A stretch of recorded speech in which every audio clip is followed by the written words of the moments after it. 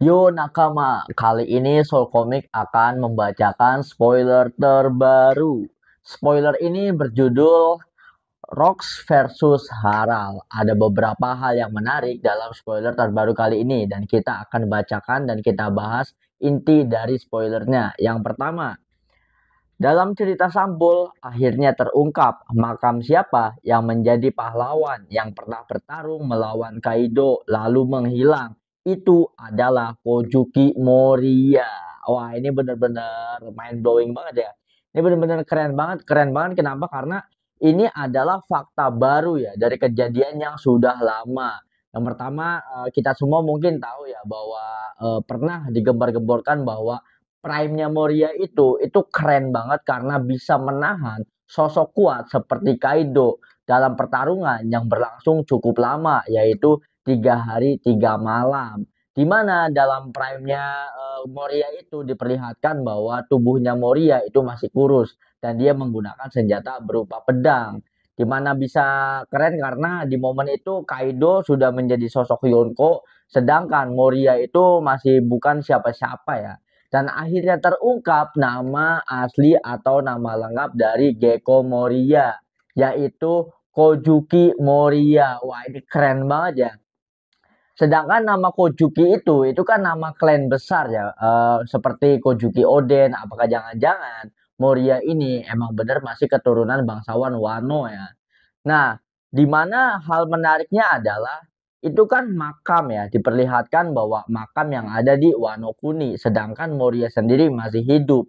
Nah, berarti makam ini bukan kuburannya, tapi bisa jadi makam ini kayak semacam prasasti untuk mengenang pertarungan yang terjadi antara Moria melawan Kaido.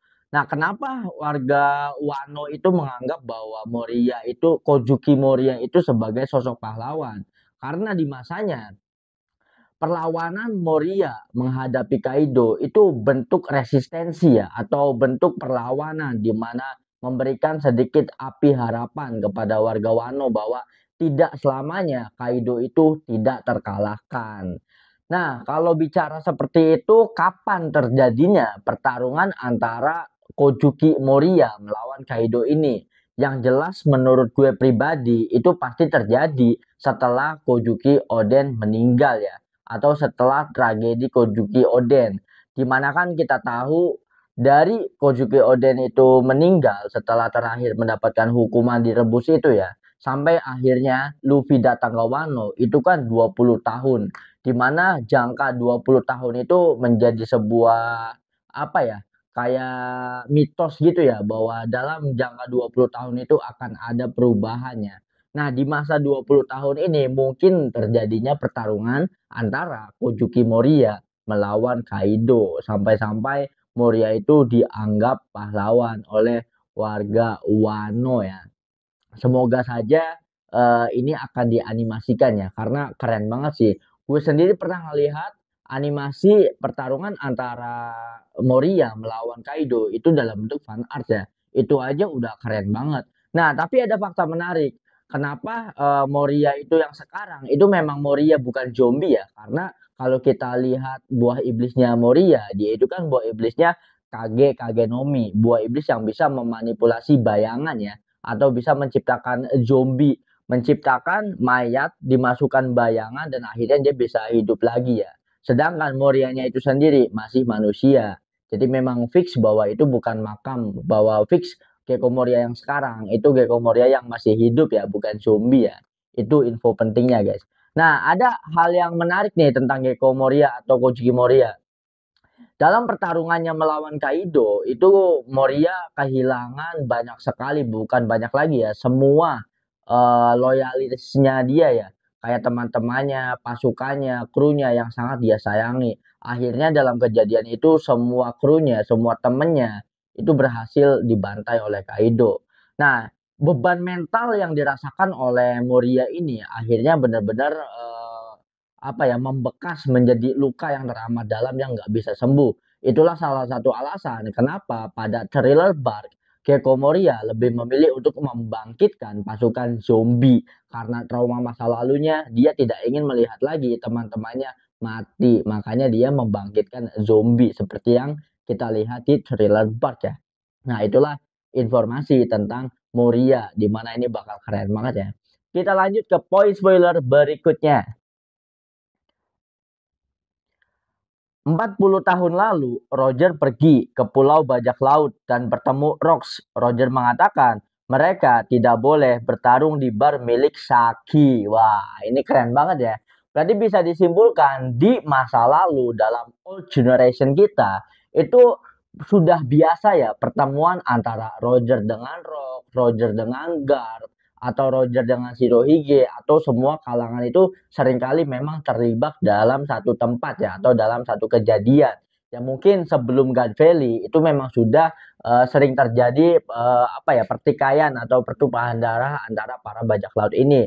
Meskipun begitu, di momen-momen tertentu, di tempat-tempat tertentu, mereka itu ya nggak barbar ya. Karena dalam poin ini juga menyimpulkan bahwa meskipun pertemuannya itu di barnya Saki, tetapi kan gelut atau berantemnya tidak di tempatnya Saki karena menghormati Saki juga ya. Ini benar-benar sangat menarik ya. Meskipun benar kata Doflamingo, benar kata ini ya Eustace Kid ya, bajak laut itu masih memiliki moral ya daripada para Tenryubito ya, karena masih saling respect ya, benar-benar respect each other ya, meskipun dia rival, meskipun dia musuh, tapi bukan konteks musuh sih, sesama bajak laut itu bentrokannya karena memiliki kepentingan yang berbeda ya. Di mana ambisi Rock sendiri dia itu ingin menjadi penguasa dunia. Sedangkan kalau ambisinya Goldie Roger memaknai Raja Bajak Laut adalah orang paling bebas mengarungi lautan karena Roger ini ingin berlayar sampai menemukan pulau terakhir. Jadi memang kalau secara individual, kalau secara pribadi ya, itu memang tidak ada kebencian antar sesama bajak laut. Terbukti ya ketika pertemuan kembali Roger dengan Shirohige itu kan mereka sebagai teman meskipun pada masa lampau itu ya pernah bentrok ya. Apalagi kalau kita mengingat Shiki the Golden Lion itu benar-benar sangat respect kepada Roger ya. Bahkan ketika Roger dieksekusi, orang yang benar-benar paling nggak terima sama eksekusinya Roger itu Shiki. Padahal Shiki itu seringkali bentrok dengan Roger. Di sini letak apa ya, bahwa bajak laut itu masih menjunjung tinggi moralitas ya.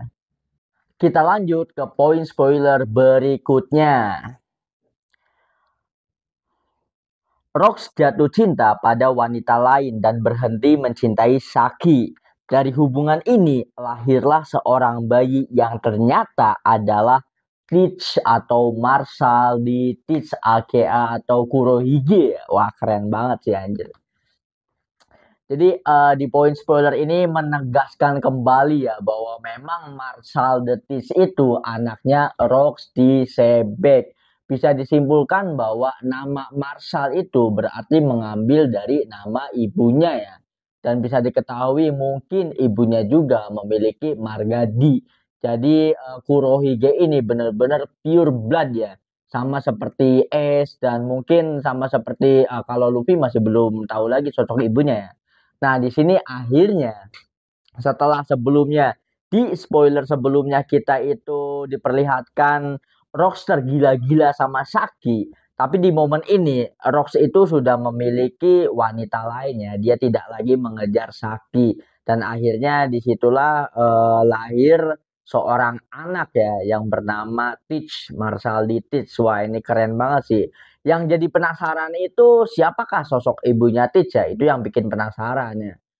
Tapi kalau alasan kenapa karakter-karakter penting seperti Roger, Rox, bahkan Dragon atau Garp sekalipun ya, itu kenapa memiliki keturunan ya? Mungkin karena karakter-karakter kuat ini ingin meneruskan legasinya atau ambisinya yang belum tercapai oleh dirinya dan berharap bahwa anak keturunannya bisa meneruskan legasi tersebut. Wah, ini keren banget sih ya.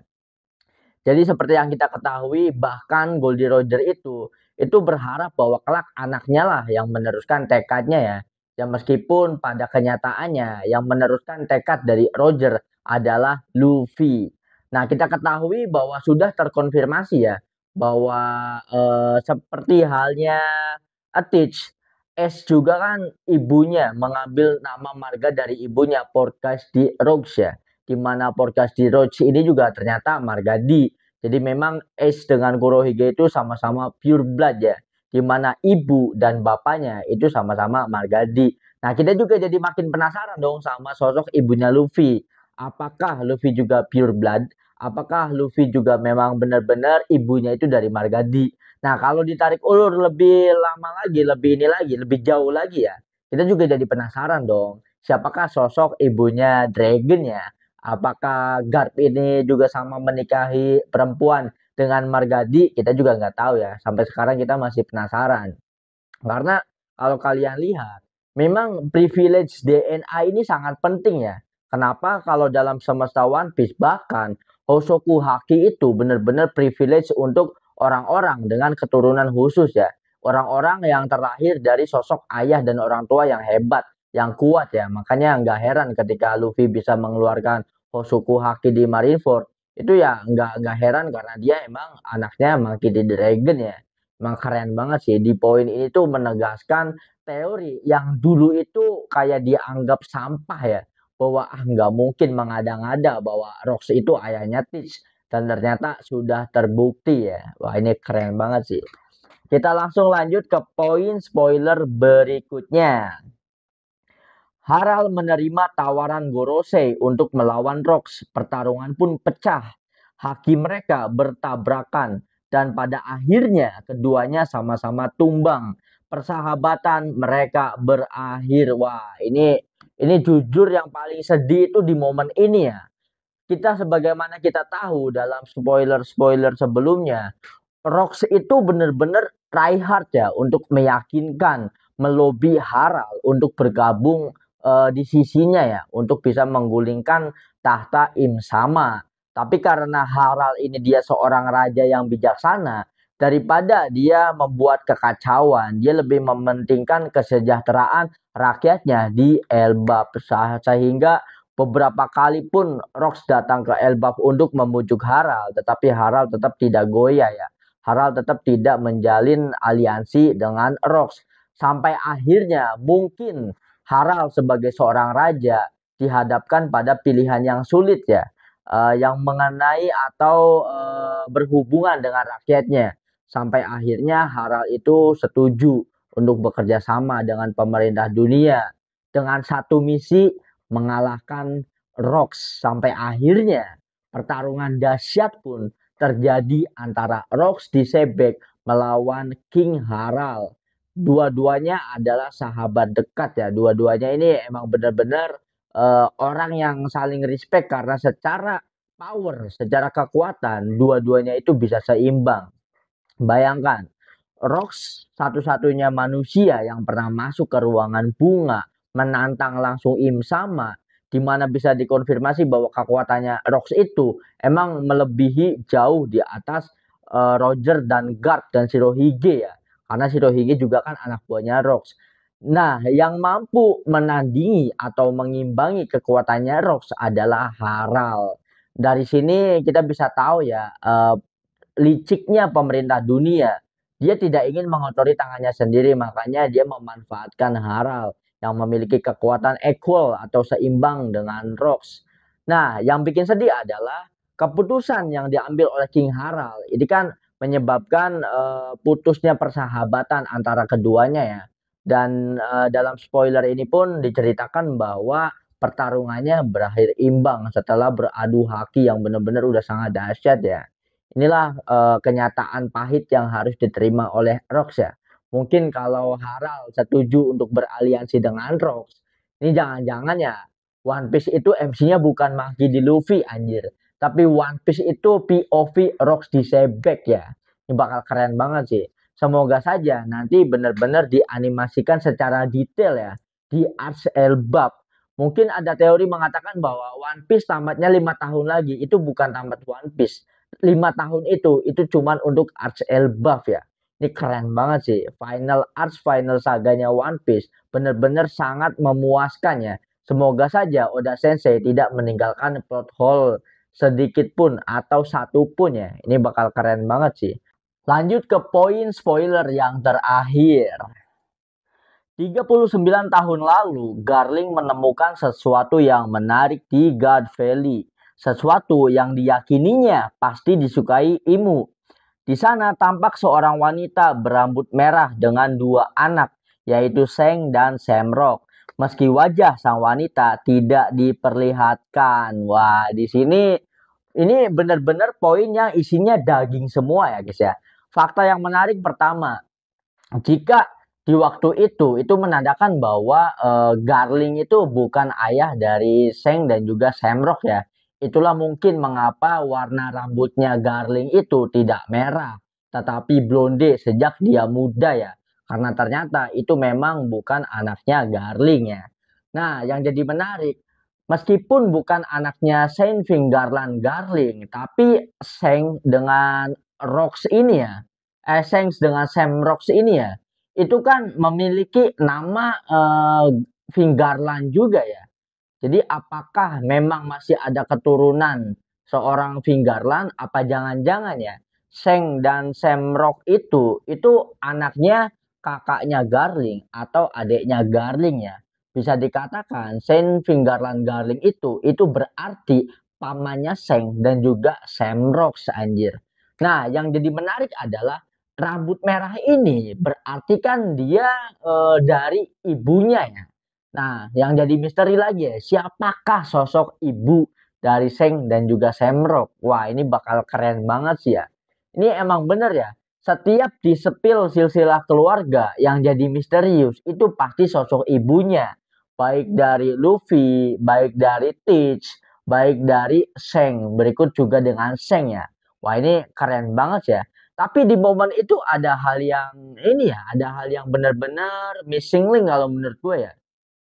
Jadi itu kan di God Valley, benar gue baca lagi ya. Menemukan sesuatu yang menarik di God Valley. Wah, berarti kan sedangkan jadi timelinenya itu Garling menyerahkan hal yang menarik yang dia temukan di God Valley yaitu dua bayi kembar, Seng dan juga Semrock. Itu kan pasti ditunjukkan kepada Im Sama ya, atau diberitahukan kepada Im Sama bahwa ada dua sosok bayi kembar berambut merah beserta ditunjukkan juga sosok ibunya ya kan. Nah, tetapi timeline ketika Seng itu ditemukan oleh Roger itu kan masih sama di God Valley ya. Nah, ini berbenturan. Jadi mana yang benar garis waktunya itu gimana? Apakah jauh-jauh hari sebelum God Valley atau sebelum peak perang pertarungan di God Valley itu sudah diketahui bahwa Garling menunjukkan dua bayi kembar tersebut kepada Im Sama dan akhirnya setelah selesai insiden God Valley itu Seng ternyata ditemukan oleh Roger ya. Jadi di sini masih menjadi tanda tanya besar ya. Terus alasannya, mengapa Seng itu dimasukkan ke dalam peti dan mengapa bayi Seng itu sampai ditemukan oleh Roger ya? Apakah itu sebuah kesengajaan ataukah ada hal yang lain? Jadi di sini masih misterius banget ya. Ketika Garling itu menyadari bahwa dua bayi kembar ini diyakininya itu bisa membuat senang Im Sama, tetapi kenapa dibiarkan ya? Atau kenapa kok sampai bayi Seng itu ditemuin oleh Roger? Di sini gue masih nggak habis pikir sih ya. Dan apakah relate ketika besar Seng itu sempat balik ke Marijoa ya? Apakah itu karena Seng ingin mengetahui silsilah keluarganya dan ternyata Seng yang meskipun sudah besar dibesarkan di Oro Jackson ya, di Roger Pirate, tapi masih disambut di Marijoa. Ibaratnya masih diperlakukan atau diberikan treatment yang sama ya. Ini benar-benar apakah menjadi plot twist ya antara Seng dengan Samrock ini ya. Ini emang keren banget sih. Gue jadi berpikir ya, apakah jangan-jangan Holy Knight atau Tenryubito itu masih banyak banget karakter kuat dari Tenryubito ya, yang kita nggak tahu yang memang belum di-spill ya. Apakah sosok dari ibunya Seng ini yang jelas bukan rakyat biasa ya, yang jelas pasti bukan NPC dong. Karena secara kalau di semesta One Piece, ketika ada karakter kuat, itu pasti keturunan orang kuat juga. Sama seperti Zoro, ada teori liar tentang Mihawk juga, bahkan Nami, Usopp, semuanya ya. Itu pasti memiliki garis keturunan yang kuat. Yang jelas ibunya Seng dan Samrock ini pasti bukan orang biasa. antara dia itu Tenryubito atau putri kerajaan atau ratu dari sebuah kerajaan, kita nggak pernah tahu ya. Jadi emang bener Saint Fingerland Garling itu ternyata pamannya Seng dan juga pamannya Semrox ya, bukan ayahnya. Spoiler ini tuh bener-bener menjawab plot hole ya, yang selama ini masih menjadi misteri, tetapi menyisakan misteri yang jauh lebih besar lagi. Itulah yang membuat One Piece itu spesial ya. Ketika diberikan suatu fakta, ada misteri lain yang terbuka ya. Ini keren banget sih. Mantep banget ya. Jadi penasaran nunggu spoiler-spoiler berikutnya ya. Wah, keren banget sih ya. For your information juga guys, ini sudah bersambung ya, ini short spoiler, tapi minggu depan tetap rilis. Wah ini keren banget sih, ini tentang silsilah keluarga. Gue jadi penasaran ya, tentang luka Saki itu kayak ada luka goretan sesar di perutnya itu ya, apakah Saki juga melahirkan seorang anak ya? Sedangkan Saki itu kan jatuh cinta sama Rayleigh ya, apakah Rayleigh dan Saki itu sempat melakukan salam olahraga ya? Sehingga Saki itu hamil dan akhirnya melahirkan seorang anak. Kemungkinan sih kalau Saki itu punya anak, antara anaknya itu Dracul Mihawk atau anaknya itu buah Hancock ya. Sejauh ini teori yang paling santer itu ya dua sosok itu. Atau jangan-jangan Mihawk dan buah Hancock itu kakak adik ya. Kita nggak pernah tahu ya. Ini sangat menarik banget One Piece ini. Semoga kita semua ya nakama, semoga Oda Sensei sendiri diberikan kesehatan dan umur yang panjang. Semoga kita sebagai nakama juga diberikan kesehatan dan umur yang panjang. Biar kita semua itu bisa lihat nonton ending One Piece. Ini bakal masterpiece banget sih Perang Puncak ini ya. So, demikian saja soal komik membacakan spoiler terbaru dan juga membahas poin-poin dalam spoilernya sendiri ya. Apakah kalian punya pendapat yang lain? Apakah kalian punya opini? Ataukah kalian punya pertanyaan tentang spoiler terbaru ini? Silahkan kalian tuangkan semua dalam kolom komentar. Jangan lupa juga untuk komen, like, share, dan juga subscribe tentunya ya. So, sampai jumpa di video selanjutnya.